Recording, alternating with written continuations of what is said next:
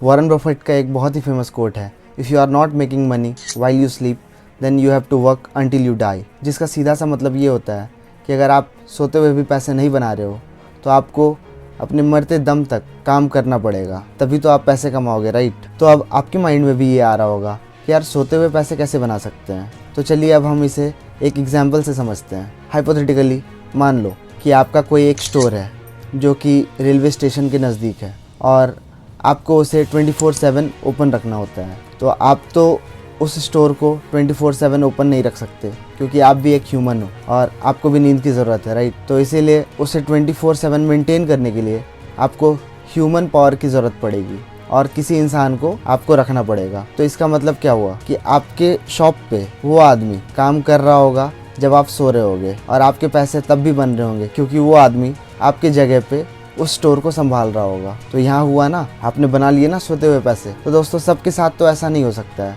कि सभी की शॉप स्टेशन के पास में हो, या फिर बहुत लोग तो ऐसे होंगे जिनका कोई शॉप भी नहीं होगा। वो हो सकता है कहीं कॉर्पोरेट में जॉब कर रहे होंगे या फिर कोई छोटी मोटी जॉब। आखिर ज़िंदगी चलाने के लिए आपको पैसों की तो ज़रूरत पड़ेगी ही। तो पैसे कमाने के बहुत सारे तरीके हैं, जिनमें से कुछ तरीके आप लोग अपना रहे होंगे और पैसे कमा रहे होंगे। तो अगर आप जॉब करते हो तो आपको पैसे आपके टाइम के मिलते हैं, क्योंकि आप उस कंपनी के लिए या फिर जिसके लिए भी आप काम कर रहे हो आपको उसके लिए काम करना पड़ता है, बदले में वो आपको कुछ पैसे देता है बाय द मंथ एंड। तो अगर आप अपने टाइम को दोगे ही ना, आप जाओगे ही नहीं काम करने, तो क्या आपके पैसे बनेंगे? नहीं बनेंगे ना। तो इसका मतलब आप अपने टाइम को ट्रेड करके पैसे कमा रहे हो। तो आप अपने टाइम को ट्रेड करके तो पैसे कमा रहे हो, लेकिन ये पैसे आपके रेगुलर खर्चे में ही खत्म हो जाएंगे, क्योंकि आप चाहोगे कि अगर उसी पैसे को मैं अपने सेविंग्स में रख लूं या फिर कहीं कैश रख लूं और आगे आने वाले टाइम में उसे मैं खर्च करूंगा। तो आप बहुत ही बड़ी गलती कर रहे हैं, क्योंकि वो जो पैसे आप आज कमा रहे हो या फिर आज सेव कर रहे हो वो टाइम के साथ उसकी वैल्यू कम हो जाती है, और उस वैल्यू को कम करने में हमारे इन्फ्लेशन का बहुत बड़ा योगदान होता है। जी हाँ,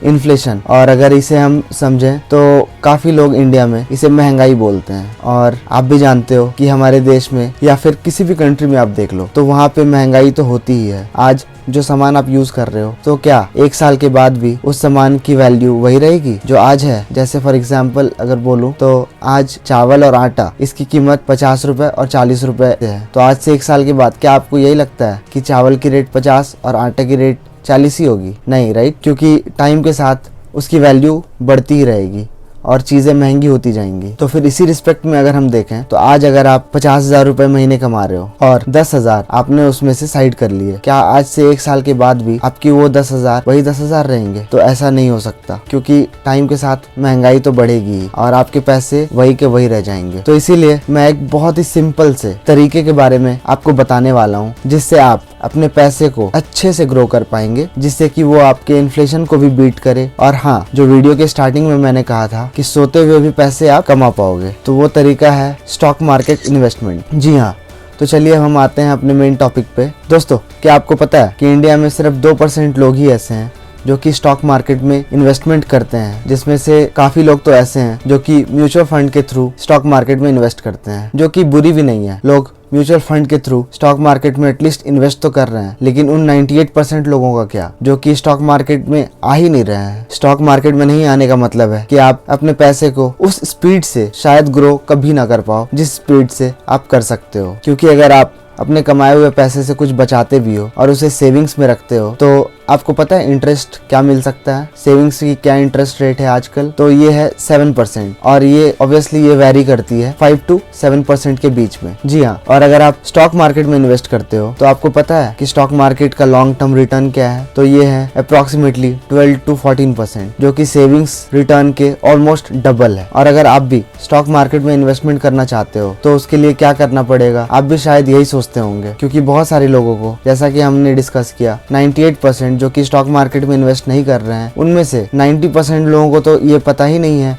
कि स्टॉक मार्केट में आए कैसे। और 10% का तो चलो मैंने मान लिया कि कुछ मिसअंडरस्टैंडिंग की वजह से वो मार्केट में नहीं आ रहे हैं। तो स्टॉक मार्केट में इन्वेस्टमेंट की जर्नी को स्टार्ट करने के लिए आपको कुछ बहुत ही सिंपल से स्टेप्स को फॉलो करना होता है, जो कि हर कोई बहुत ही आसानी से फॉलो कर सकता है, और वो मैक्सिमम आधे घंटे के अंदर एक अकाउंट खोल के अपनी इन्वेस्टमेंट की जर्नी को स्टार्ट भी कर सकता है। तो चलिए अब हम समझते हैं इन सारे स्टेप्स को। स्टेप नंबर 1, दोस्तों सबसे पहले तो आपको अपना एक डीमैट अकाउंट ओपन करवाना पड़ेगा किसी भी डिस्काउंट ब्रोकर के साथ। और डीमैट अकाउंट ओपन करवाने से पहले जो कि सबसे इम्पोर्टेंट स्टेप है, जिसकी वजह से लोग अपने डीमैट अकाउंट को उतनी आसानी से ओपन नहीं करवा पाते हैं, जिसका एक रीजन है कि उनके मोबाइल नंबर का उनके आधार कार्ड से लिंक ना होना। जी हाँ, क्योंकि आज के डेट में ये जो डीमैट अकाउंट है उसे ओपन करवाने के लिए सारी वेरिफिकेशंस भी डिजिटली होने लगी हैं। और आपके आधार कार्ड को वेरीफाई करने के लिए उन्हें आपके मोबाइल में एक SMS करना होता है, जिस SMS के थ्रू वो आपकी आइडेंटिटी को वेरीफाई करते हैं।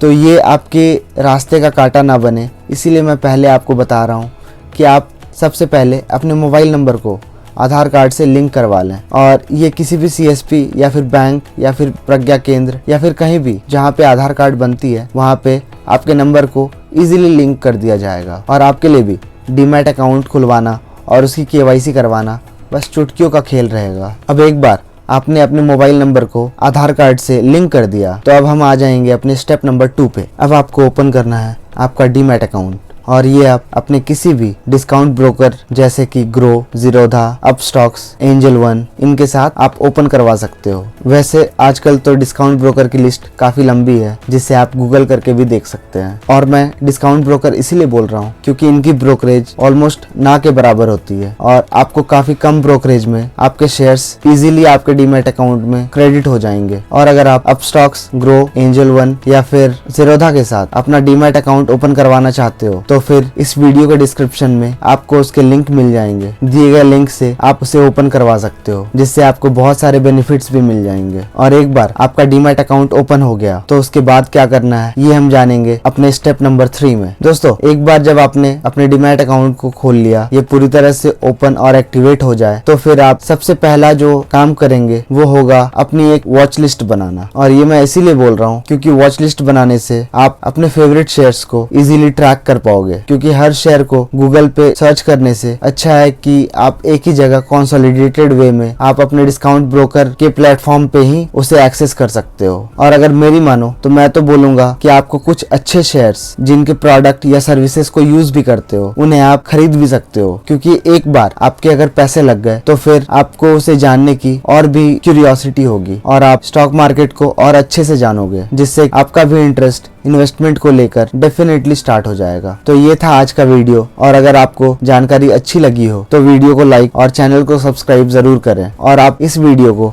अपने फ्रेंड्स और उन फैमिली मेंबर्स के साथ भी शेयर कर सकते हो जो कि इन्वेस्टमेंट करना तो चाहते हैं लेकिन उन्हें ये जानकारी नहीं है कि ये स्टार्ट करें कैसे। और मैं इस चैनल पे ऐसे ही बहुत सारे इंपॉर्टेंट वीडियोस लाता रहूंगा। और बहुत से लोग हैं जो कि ऐसा बोलते हैं कि भाई रियल एस्टेट लगा लो, स्टॉक मार्केट में क्या रखा है, भाई जमीन खरीद ले, स्टॉक मार्केट में क्या रखा है। तो उनके लिए एक वीडियो है जो कि आप यहाँ से एक्सेस कर सकते हो, जिसमें मैंने डिटेल्ड वे में रियल एस्टेट इन्वेस्टमेंट और स्टॉक मार्केट के इन्वेस्टमेंट में डिफरेंस बताया हुआ है। तो चलिए मिलता हूँ आपसे उसी वीडियो में। Thank you.